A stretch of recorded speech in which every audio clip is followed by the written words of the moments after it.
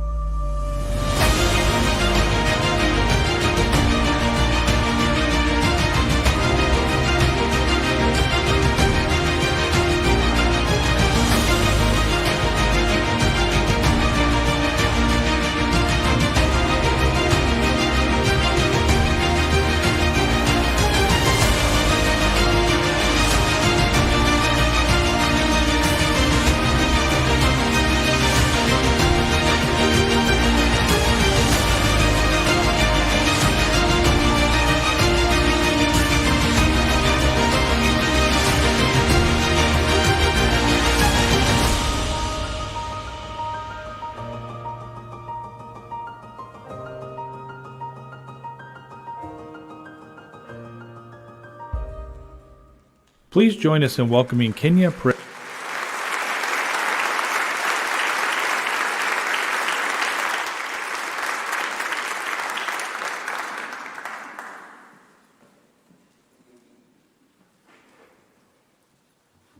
Good morning.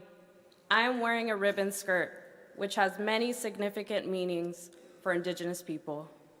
A few of them are a connection to the earth, the sacredness of women, and resilience. It is my honor to begin Convocation with the reading of our Cal State Fullerton Land Acknowledgment. We collectively acknowledge that Cal State Fullerton is located on traditional, ancestral, and contemporary lands of Indigenous people. Before this land was colonized, it was cared for and called home by the Tongva and Ahashiman peoples. We recognize that this land holds great historical, spiritual, and personal significance for its original inhabitants. To ensure that we are truly catalyzing change rooted in this social justice principle, Cal State Fullerton recognizes and continually supports and advocates for the sovereignty of the Native nations in this territory and beyond. By offering this land acknowledgement, we affirm tribal sovereignty and our commitment to the tribes that historically called this land home. Thank you.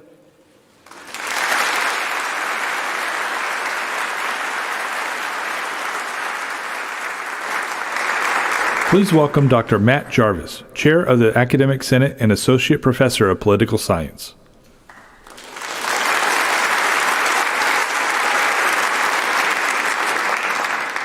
Yar! Oops, sorry, that's my speech for International Talk Like a Pirate Day. Welcome. I've never given a convocation introduction before, so please bear with me. I've thought about the best elements of a good speech. One of those is having a unifying theme, and I've got to admit I'm stumped on that. Because right now I'm feeling a bunch of ways. I'm nervous. I know, with my long, lustrous hair, the child of an actor and a ballerina, and holding a position as an associate professor for over 12 years now. You're thinking, Matt? Nervous? The guy who nobody can shut up? But it's not really about this speech. It's about where we are as a university, as a state, as a country, as a species. The demographic cliff, dysfunctional budget processes, and democratic backsliding are real challenges. The campus has been through COVID, labor unrest, protests, and we know that too often our fellow Titans who might not have the privileges I do have been suffering. I'm also hopeful. I know that my faculty colleagues are some of the best you will find anywhere. Our students have the drive to change the world, and our staff are the glue that holds it together. While it may sound bold, I truly believe our tradition of shared governance, the Fullerton way, stands among the best, and I am eager for our Senate to take on the important work of advancing our shared goals through collaboration. Or at least cookies every other Thursday. Finally, I'm excited. Some of that is nerves, sure, but I'm excited about our future. Take our graduation rates. Now, I don't think they're the only or even the best measure of student success. I prefer a much more holistic vision that accepts that what counts as success varies as our students vary. But tasked with increasing graduation rates by GI 2025, Fullerton has just about doubled our 4-year graduation rate. In a time when CSUs across the state are not reaching their enrollment targets, Fullerton has about 43,000 students. We graduated more than 11,000 students last year, and they went out into the world with some of the lowest debt loads of any college graduates, which helps explain how we're the number 2 university in the nation for social mobility. As my daughter would say, we understood the assignment. No cap.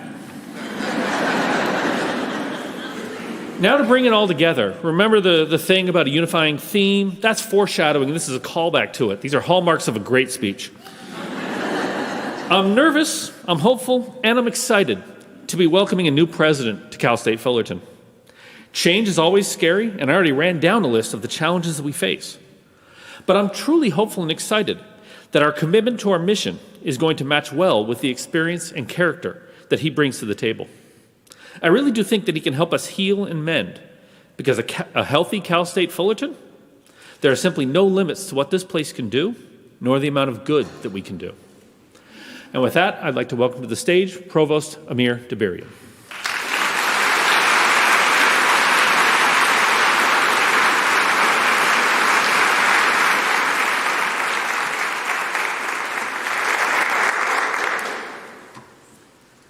Thank you, Chair Jarvis.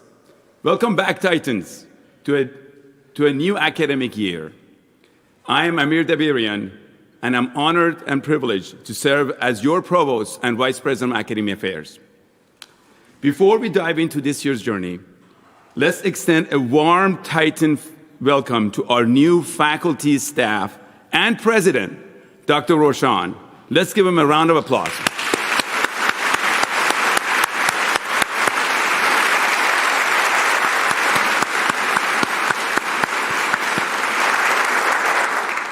Let us also recognize these 6 outstanding colleagues. Please hold your applause until the names are announced.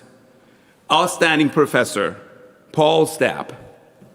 They are all to my left. Outstanding Lecturer Julia Schneiderman. L. Don Shield Excellence in Scholarship Creativity Award recipient Matthew Kirby. Carol Jones Excellence in Teaching Award winner Parveen Shahristani. John W. Jack Bedell Leadership in Collegiate Governance Award recipient Stephen Stambaugh.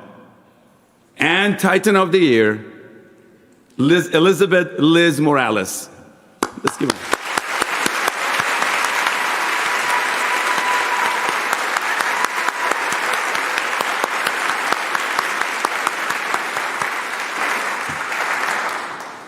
As we emerge from a period marked by historic challenges, we are poised to embrace our Titan future with wisdom gained through experience. We are thrilled to welcome 43,000 Titans this fall and strengthen our partnership with local and community colleges. We also celebrate the accomplishment of over 11,000 graduates, expressing our immense pride in their achievement and reminding them they will always be part of the Titan family. We are committed to our investing in our faculty. We promoted 68 tenured faculty to new ranks and had 36 lecture faculty to range elevations. Last year's sabbatical award reached historic level, the most in our Titan history. One of my top priorities as a provost was to increase the number of academic advisors across all colleges. I'm proud to share that we further our commitment to student success by doubling the number of academic advisors. Our students flourish by dynamic and meaningful curriculum, enhanced by co-curricular activities created in partnership with academic departments and student affairs. The outstanding experiences designed by our faculty and staff are unmatched, and we're eager to engage with alumni who can support and inspire current and future Titans.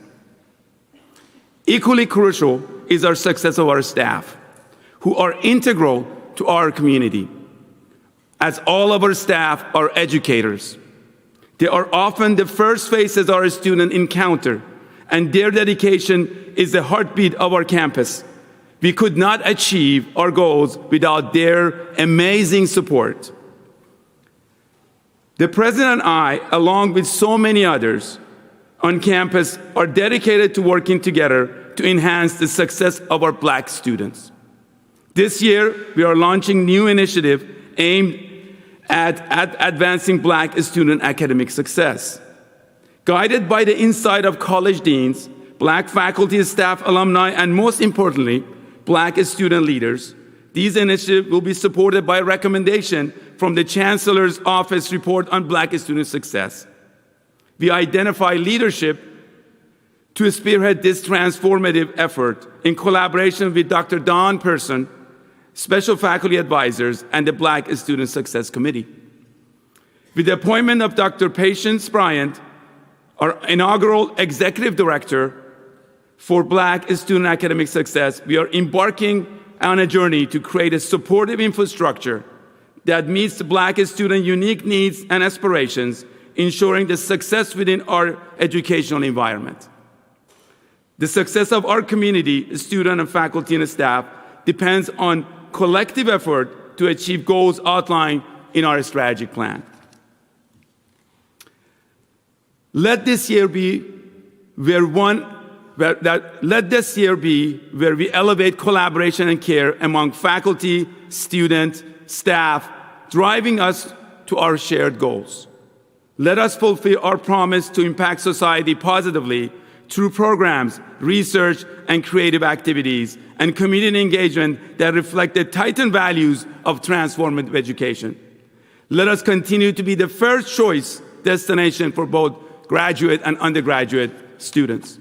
As we began this year with our new president, who brings fresh energy and optimism, let us come together to address our challenges, achieve our strategic plan goals, uphold our commitment to social justice, and serve as a beacon for social mobility in Orange County and beyond. Here's to remarkable year, Titans. Thank you.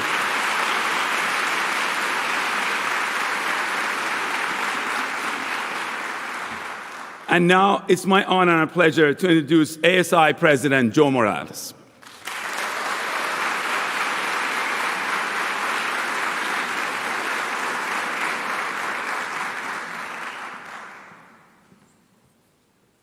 Hi, everybody. Thank you. First things first, I just want to say good morning. I hope everybody's doing well. I know that we have you guys here for a long time today, and it's going to be a lot of people speaking, but I hope you guys are able to sit through it. But I'm Joe Morales, and I'm truly honored to be serving as your ASI president this year. This year, my vice president and I are focused on advocating for every single student on our campus, boosting meaningful engagement, and creating more inclusive opportunities all throughout our campus.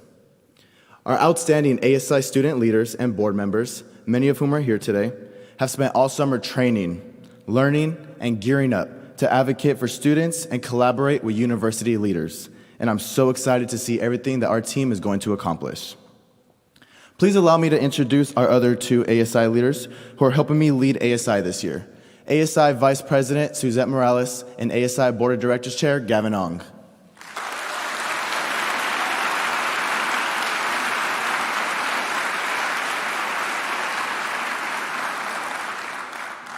I'd like to give a special shout out to our ASI Executive Director, Dr. Dave Edwards, who is always there when we need him, offering love, guidance, and wisdom every step of the way.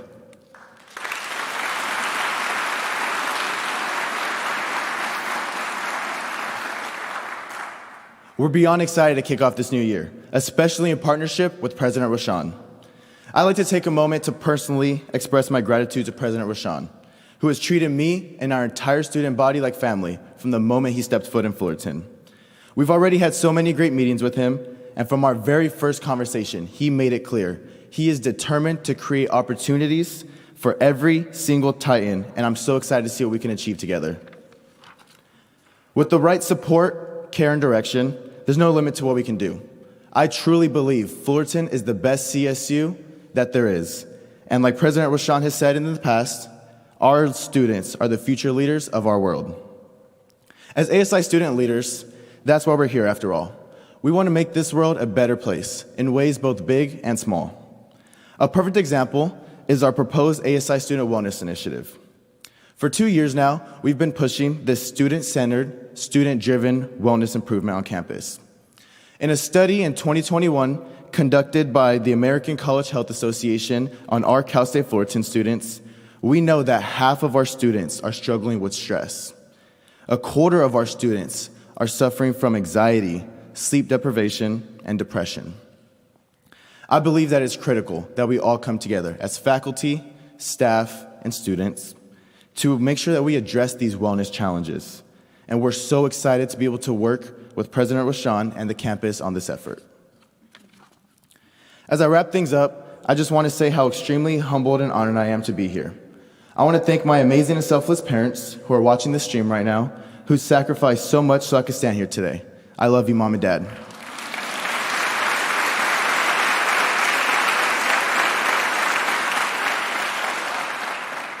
I also want to take this moment to thank all of you for all of the hard work and dedication that you do every day for our students.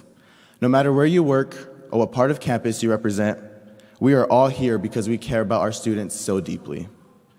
We've all lost sleep, skipped some meals, and probably even gained a few gray hairs, myself included, but it's all worth it because of the great things that our students accomplish daily. I want to ask everybody here to continue collaborating. Let's create even more opportunities for the Titans we have now and our future Titans so that they can have the same transformative experiences that we've all had, and they will go on to change the world. Thank you all, and go Titans.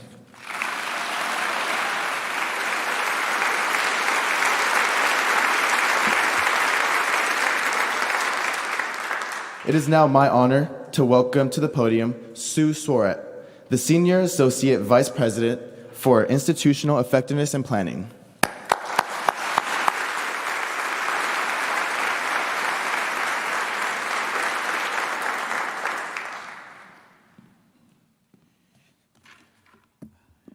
Thank you very much, Joe. Good morning, everyone. Standing here today, I can't help but feel a sense of deja vu. Just 7 months ago, right here, we launched Fullerton Forward, right? Our university strategic plan for the next 5 years. Today, every division, every college, every unit have already developed their own goals, outcomes, and strategies that align with the strategic plan. And the implementation of these goals and strategies has begun as well. I jokingly call Fullerton Forward the tri-presidential plan. Why?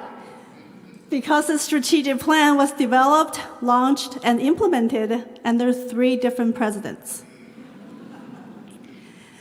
I have to say, before the new president came, I was nervous. What if the new president wanted something else? What if the new president doesn't like our plan? But fortunately, Fullerton is a great institution. Am I right? So we attract wonderful leaders who believe and value the collective wisdom of our entire campus community. One of the first things that President Rochon said to me is that he respects and he stands by the voices of our campus community as reflected in this strategic plan. He knows this is our university's plan. It is not one person's plan. Indeed, our Fullerton Forward was developed by a 52-member committee, co-led by the great Dr. Eileen Walsh, I think she's back there somewhere, the then Academic Senate Chair, and myself. And then the committee's work was also built upon a very collaborative, iterative, exhaustive, and if I may selfishly say so, exhausting process that engaged the entire campus community. It is our plan. And as you know, Fullerton Forward is centered around 5 goals: student academic success, student engagement and well-being, faculty and staff recruitment retention, our physical, fiscal capacity and community relations, as well as our campus operation innovations. I dare say that we did a pretty good job when we found out that the CSU Chancellor's goals appear to align really well with ours. This alignment made it really easy when it came time for us to develop our own 24-25 goals for the campus. I'm very grateful that our strategic plan resonated very strongly with President Rochon. So instead of developing new goals, he worked with multiple constituency groups on campus, including the ASI, the Academic Senate, the deans, and then the cabinet, to really help unpack and narrow down and focus our strategic plan goals for this academic year. Let's give a round of applause to these leader groups.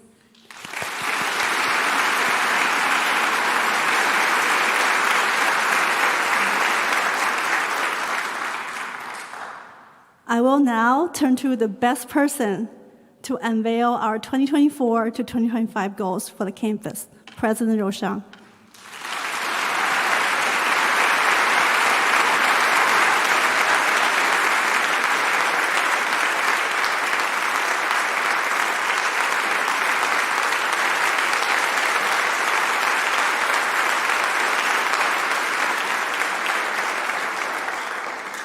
My phone is ringing.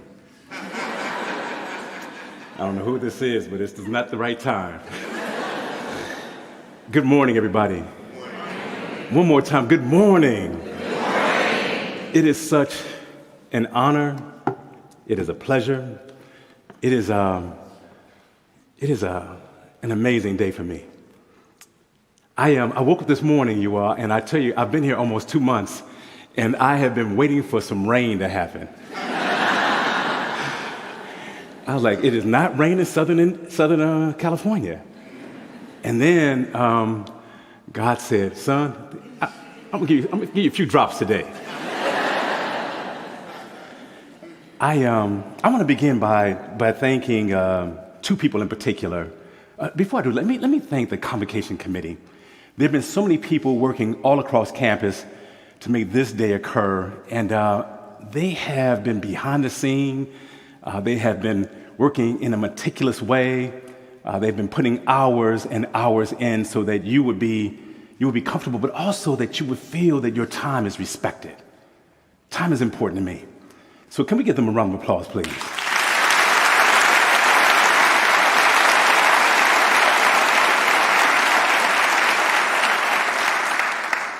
I'm not sure where the cameras are. I was backstage and I was watching the television, and I know there's a camera somewhere on me, but I wanted to acknowledge both Kenya and Joe, 2 amazing students who we had speak today.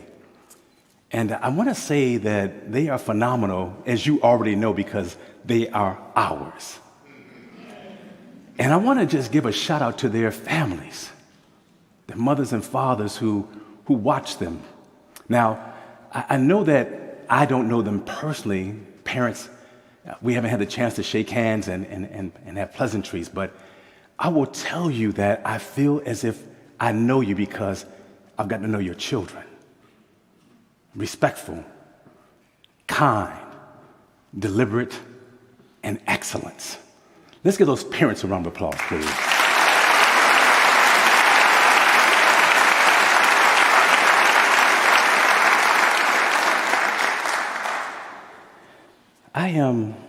I want to speak about the Titan family for a second. You know, I arrived here with my beautiful wife, Lynn, my son Allende, my daughter Nia, and also we have this little 4-legged creature in our lives as well, Jazz. But what happened though when we arrived is that everywhere we've gone, people have extended grace to us. Handshakes, well wishes. People have stopped me in the elevator, in the hallway, outside of classrooms. In fact, Cerise, many of you know, teaches on our campus as well as the many other responsibilities she has, and she invited me to her classroom day 1 of operations of the university. and I got to meet her students. When I tell you that grace is a synonym for Cal State Fullerton, I mean it. I want you to meet my family, though. A picture of my son Allende, our oldest. Allende turned 27 just this Wednesday on September 18. My daughter Nia, and I tell everybody this, and Allende knows as well as listen, I like my son, but I love my daughter.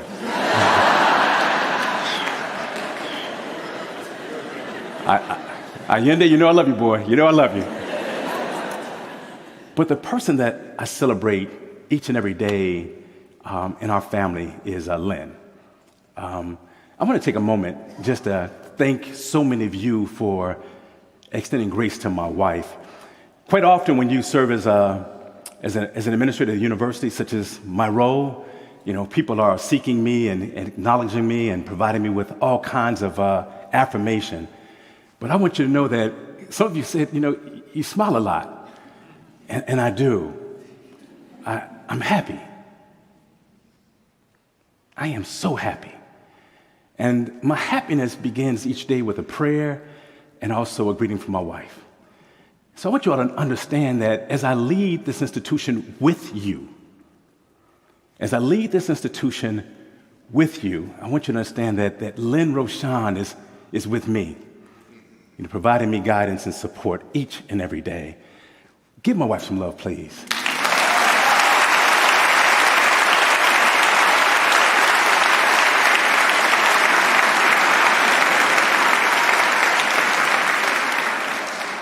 Now, for those of you in the audience who love animals, you know this right here. This is that's right. This is Jazz,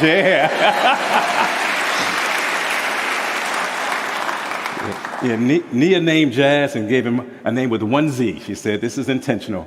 But Jazz has added years to my life, boy. He's got one good eye left. He's 13 years of age. Sweet, still got some puppy in him. Still does, because he doesn't obey anybody. But he's got one good eye, and he can hear when he wants. When you have a treat, say, I got a treat, he can hear you. Yeah. But we've been so fortunate. Let me circle back to the goals that Sue was speaking about earlier. I wanted you all to know that I was called by the Chancellor's Office, Dr. Garcia, my boss, a woman who I appreciate, respect, and love dearly. She said, President Rochon, I need goals for the year. And I began to think about what that meant for us as a campus. What would that look like? And I immediately, turned to Sue and the cabinet, and I began to think about what this campus has already done.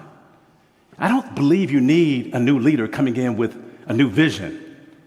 I believe that you need a president who's understanding your vision, your direction, your expectations, how we can work together in a collaborative way to support this institution, advancing our students. So I've identified some goals that align with our strategic plan, the work you've done that I respect. This plan is unique. This plan is bold. This plan is complete. And so why not affirm it by sending my goals, our goals, into the Chancellor's Office with the work you've done. Each bubble on the side of the goals aligns, and it shows you that it aligns with our strategic plan, and oh, by the way, the Chancellor's Office as well.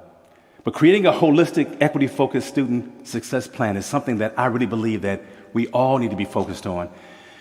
Audience, family, each of us, regardless of our title, our tenure on campus or not, every single one of us is a recruitment and retention officer for this university. Every story that leaves this institution determines the interest and the guiding points of desire of other families by the virtue of how we treat, how we engage, not only our students, but also each other. I want us to focus on fostering trust and engagement while amplifying the CSU Fullerton story. On the bottom of this slide, I have Mending Our Campus Community. Just recently in the Daily Titan, there was an article that was written, and had a thesis that was really interesting. It was about Rochon mending Fullerton. I recall this vividly. And I thought about this message, and I thought about what was being conveyed about lack of trust, the need for healing. And I want to be a part of that. But I need everyone to understand that I cannot do this alone. In fact, Chair Jarvis was so kind, he even mentioned earlier that he is excited about my ability to help mend. I appreciate his trust and his support. But I'm turning to every human being on campus asking, as you bring concerns, as you bring problems, bring solutions, bring ideas, bring forward thinking, but also bring trust. I'm asking all of us. Listen, I know, let me rephrase that. I've heard of several things that happened before my arrival. I can't undo those things, nor can you. You know, something my grandmother used to always say, you can't unscramble eggs, son. But one thing I know we can do individually and collectively, we can press a reset. So I'm asking everyone across this university, this beautiful place, this amazing facility, let's press a reset. Let's engage each other with intentionality. Let's provide respect and kindness to one another. You know, if you don't mind, indulge me for a second. This morning, on my way to campus, I was driving on Highland Avenue. Is that right, Cerise? Highland? And I came to the intersection of Chapman. Now you all don't know me well, but I am challenged geographically. My wife has one prayer every day: get home safely. So I'm on this corner waiting for the light to change, and I see something that I don't see anymore: a postal worker walking. You know, when I was a little boy, we called them mailmen, the mailman. And then we have male women as well. We have male people, but not with shoulder bags, carrying mail. Not in Illinois, not in Indiana. We don't see this. In fact, in Indiana, at home, there was a truck that would come by our home every single day, open the mailbox, shove it in, go about their way. But this man was doing something really unique. Right in front of me was the garbage truck, and there were sanitary workers emptying all these garbage cans. And as he was walking past the house that he was about to take the mail to, he grabbed both garbage cans and carried them to their driveway door. And I said, "Who is this?" And so I'll tell you all, Sandy would tell you this, I stopped. And I said, "Sir, that was extremely nice." He said, "I'm going that way. Why not?" And all I began to think about is, when can I get out of my car and go grab a garbage can? Yeah. Let's give that postal worker a round of applause.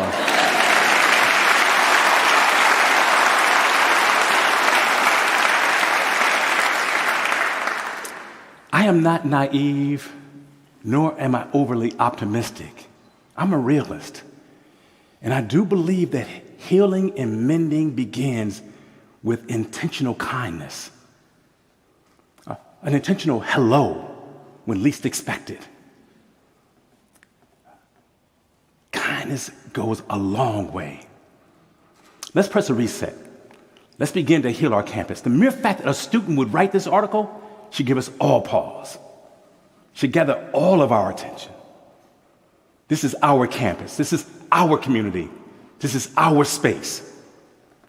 Let's do something special. Let's increase fiscal efficiency. Everywhere I've gone across campus, I'm learning more and more about need, financial need in particular. The one thing I've learned over my years as an administrator is that the pie, unfortunately, is not getting larger, but we still have a pie. We still have pie to eat. So the question is, how do we identify priorities to help us understand collectively as a community how that pie will be divvied up across academic and non-academic units across this university campus? This is our responsibility. So again, I'm asking the VPs to work with the university. I'm asking all the academic deans, all the executive directors to begin to look at ways in which we can identify collaborative priorities. And sometimes the priority may not touch your home necessarily in particular. It may touch next door. But we're having a return on that investment. We're bringing in additional resources. We're finding ways which we uplift and enhance our university campus. Advancing this Fullerton Forward plan is my goal. Sue was so proud of me this morning. If you can't see, I've got the Fullerton Forward pin on this morning. Oh, and I should tell you, if you can't see, I got my Fullerton tie on as well.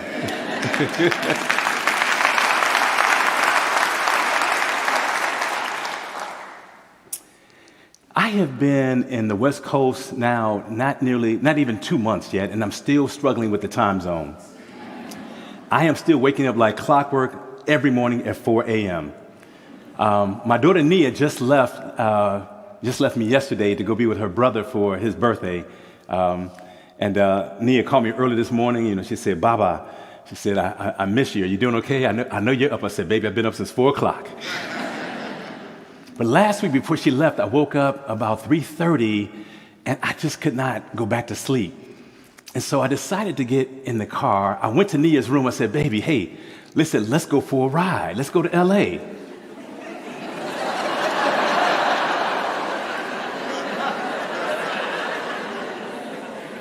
Nia said, "Baba, it's 4 o'clock." So what I did the next best thing. I grabbed Jazz.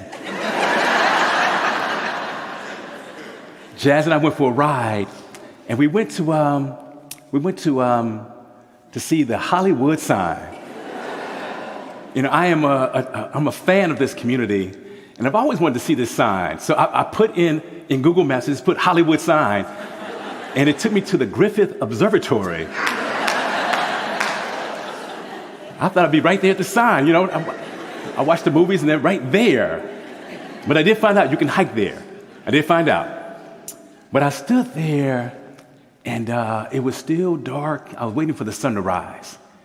And I looked over, and I saw just the beauty of the lights. And I began to reflect and think about the number of candidates that leave this community, this zip code, to come to us on a daily basis. How fortunate we are that they have chosen Cal State Fullerton as their campus of choice, their place of academic home. I began to think about just how special this is because people have options. And so I want you to know about the significance of your work across this entire university, faculty and staff, the things that you're doing on a daily basis to make students want to be here. It is a great, great thing. I left the observatory, Swarat, and I drove to Long Beach. Now, I was told if I said Long Beach too many times, I would get booed. But I drove to Long Beach, and Jazz and we were all fired up. By this time, it was the daylight was out. There were joggers and dog walkers and all kind of folks out there just meandering and just enjoying that space. In fact, I called the ocean God's bathtub. And so I was walking along the ocean and just enjoying people watching. Kind of wondering what people are up to, what's on their agenda. And there was, again, this really healthy energy in the air. We walked about almost 3 miles just walking. And then I finally made it to a space where you can go up the stairs and be back on the boulevard to walk back toward the vehicle. When I got upstairs, I immediately noticed a great number of unhoused people. And it just gave me pause. And again, I was wondering about our work, wondering about who we are with regard to engaging people, supporting people, working with people.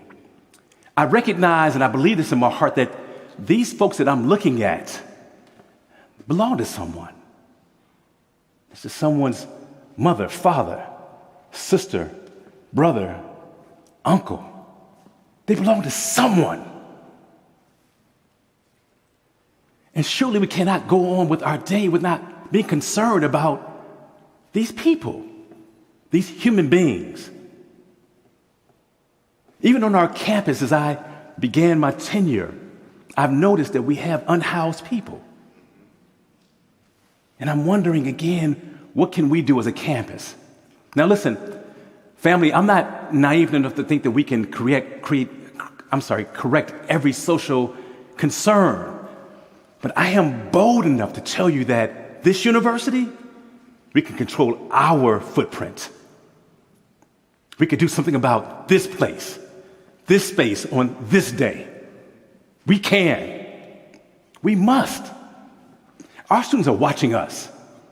They're watching those we ignore. They're watching those we engage. They're watching those we fear. They're watching those we love. They replicate our behavior. And, you know, I am 63 years young. And to this day, out of all the children I have met throughout my entire life, I have yet to meet a child to say, when I grow up, I want to be unhoused. Not one. So what can we do with regard to our curriculum, our pedagogical practices, our intellectual chaos, our ability to serve? What can we do to better understand the genius of a child? You know, I'm a firm believer that every single child born comes out of the womb at genius level. Look at the beauty of this child. Look at those cheeks.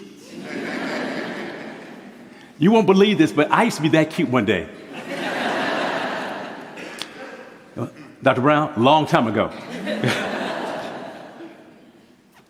But look at that photo. You know, I want you to think about who we are and who we serve. I want you to think about, as you walk across campus on a daily basis, engaging and encountering people, you know, what it means to be a member of this community. I have gone to so many spaces across this campus, and I have learned so much about who we are and what we're doing. Provost Dabirian, he spoke earlier about Black student success, about Black student excellence. I've had the privilege, of meeting several of our faculty members who have been involved. Dr. Person was one of those individuals that you mentioned, and giving me feedback about the experiences of African Americans on our campus. And the data is daunting. The data is very daunting. However, again, I remain bold enough to tell you the way I've been treated, the way you have received my family, I know that we have in us the ability to receive all people walking on this campus, regardless of race, ethnic background, zip code. It doesn't matter. Let's find a way to engage all of our partners. Let's find a way to support all of our students. This opportunity we have right now to engage each other this way is uniquely special and also uniquely important. These photos that I'm showing you belong to you. Some of you have seen these because you live this. You understand this. You know this well. We have students abroad. We have students domestically. We have students, thank goodness, right here in our backyard doing amazing work. Let me close this portion by showing you some athletic teams on our campus. When I think about teams that are competing at the highest level, I don't just think about teamwork. I just don't think about the mere fact that they have to travel to a game and provide their best ability on the court and off the court, or even in the pool. What I think about is discipline. I think about resiliency. I think about their ability to study the game, but also study their classes. But more importantly, I think about teamwork. You cannot work if you are not collaborating to advance an organization or an institution. Yeah, if you wouldn't mind, indulge me for less than 90 seconds. I want to show you a video that I think tells the story. But Holland comes in for a pit stop. Time to refuel and change tires. Lou Moore himself changes the tires. Only 4 crew members, including the driver, are allowed to work on the car. It's a tense time. Holland stays in his seat, anxious to get away. Let's watch.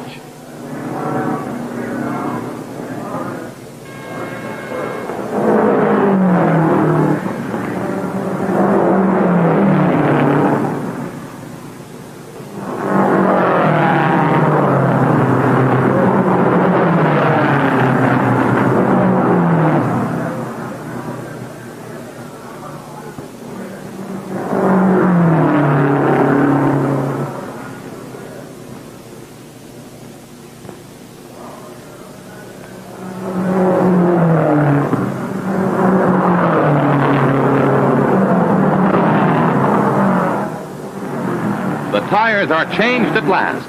A crewman polishes the windshield as Holland moves away just 67 seconds after he stopped.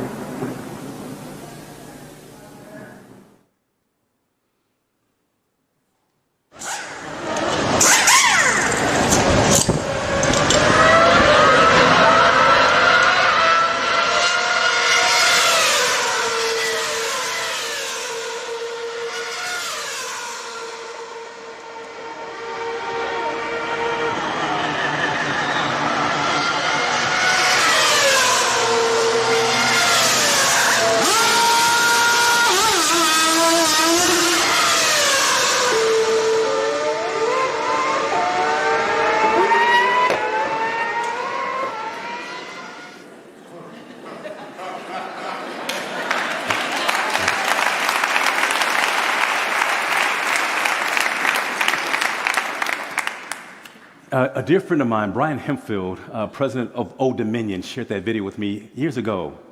And it's always touched me because it really demonstrates very clearly how important teamwork is, how important communication is, how important it is to evolve into new spaces, how important it is to understand the significance of a new day. So who are we? You know, are we the campus that continuously tells students that, listen, we only do it this way. This is the only way we've ever done it. Or are we a campus that will listen to new ideas, new opportunities, new relationships, new possibilities, because we are bold and because we understand that there's a new need across our country. There's a new need across our globe that is real. My optimism and hope, family, is in our students.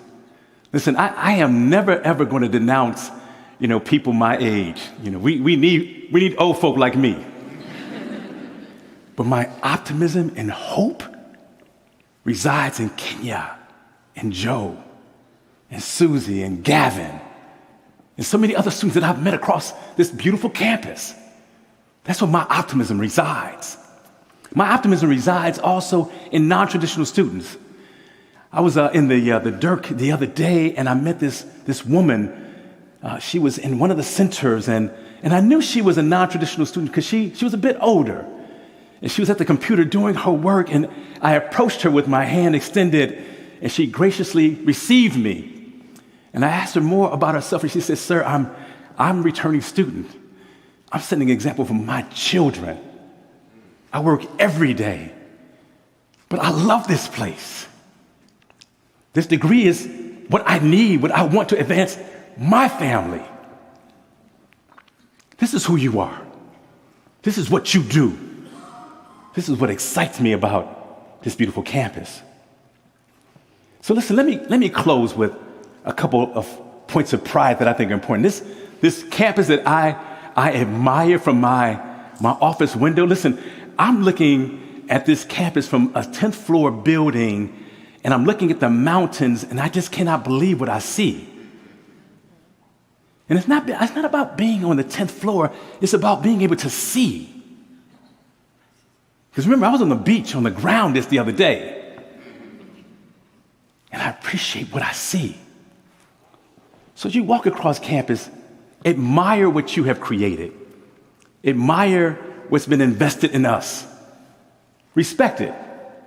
And understand that what you have done is just a highlight, an excerpt of the important work. These points of pride right here are demonstrating every single college on our campus. Academic units and non-academic units on campus that have really made us distinctive as a community. And I'm thankful for that. These are points of pride you should have in your back pocket, in your front pocket, in your elevator speech, talking about who we are and what you, Cal State Fullerton, has and continues to do. Points of pride are important. Let me close.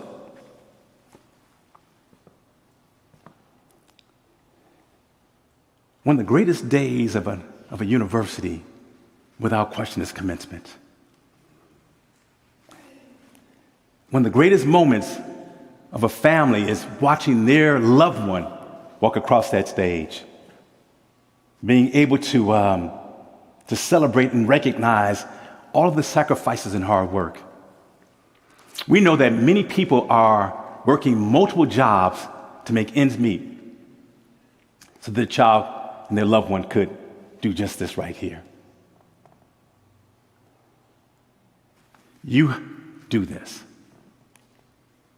This is why I wanted to come to Cal State Fullerton, because of the work that you do.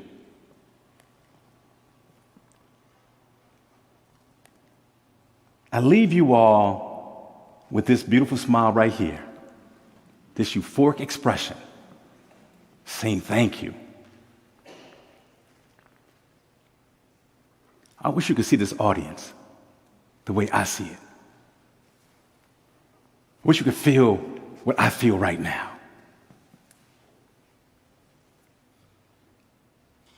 I am so appreciative of this moment. I want to thank each of you for allowing me, and I mean this, allowing me to serve in this capacity. I am nothing more than a temporary steward. In fact, that's all we all are. And I don't mean temporary by running away. I mean temporary because this is not some permanent position for anybody. Cal State Fullerton does not belong to anyone.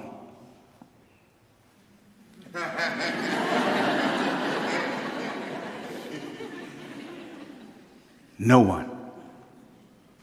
The trustees, the chancellor, more importantly, this community did not name this place Cal State Rochon. I don't see this I don't own anything on this campus. In fact, the office that I occupy is on loan. The office you occupy is on loan. We are stewards of the state to serve. We have the most honorable opportunity, regardless of our titles across campus, we have an honorable opportunity to serve. Something special to wake up to every day. Join me, please. Join me in serving, uplifting, engaging, and providing new opportunities. Let's open the door wider so more students who are worthy of being with you can be here. That's what Cal State Fullerton is about. That's who Cal State Fullerton is. Provost Dabirian, Chair Jarvis both mentioned 43,000 plus students. Even it was on the video as well. We're celebrating 43,000 students this fall semester. I'm asking you all to please celebrate them, but more importantly, celebrate the N of one. Understand that every student matters. I remember in my previous institution, I was talking to some faculty members one day, and I was actually talking about bottlenecks of courses that were preventing students from getting through and getting across the stage. And I remember a faculty member saying, listen, Mr. President, is what you're speaking about significant? Is it statistically significant? My response to that one parent, it is. So when a student receives our letter of acceptance, understand this right here, that we are partnering with that family. We are partnering with that community. We are working. The onus is on our shoulders. We have the credentials. Let's meet them where they are and bring our students where they need to be. Cal State Fullerton, I thank you all so much for allowing me to be with you today for my very first bite of the apple, my very first convocation. I woke up this morning so excited. I called my wife and said, baby, I am so happy. I don't know. I'm about to bust. She said, listen, calm down. Just calm down. May I show you all my favorite picture? Is that close? Yes. This is my favorite picture. When I saw this picture, I became misty. I don't know if this is a father or a grandfather, but all I see is him studying this degree that his child just received. I see pride and love and dignity. I see history. I see ability. I see transformation. I see a special human being in this man, because I'm a father. I know what it means to be proud. This pride, this picture, this moment is because of this audience and those outside. We have work to do, everybody. Let's be excited about our work. Let's engage each other with that Titan spirit. I thank you all as I close by saying Asante Sana, also by saying muchas gracias. Thank you for allowing me to be with you all. Go Titans. Tuska.